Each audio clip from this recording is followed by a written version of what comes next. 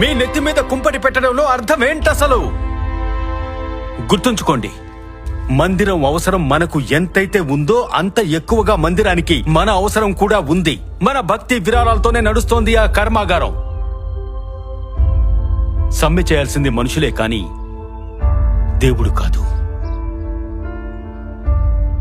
మీరు వినే ఉంటారుగా, దేవుడు అన్ని చోట్ల ఉన్నాడని. ఇక్కడ ఉన్న శ్రీజీ దేవుడు కాడా? ఈయన్ని దర్శనం చేసుకుని మీరు ఎంగిలి పడకూడదా ఏంటి?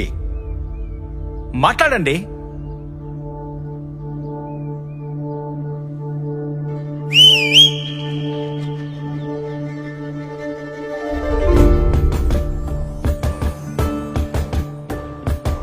మీ నోటికి తాళం పడిందా ఏంటి? మొదటిసారి ఒకరు మన కళ్ళు తెరిపించారు, చప్పట్లు కొట్టండి.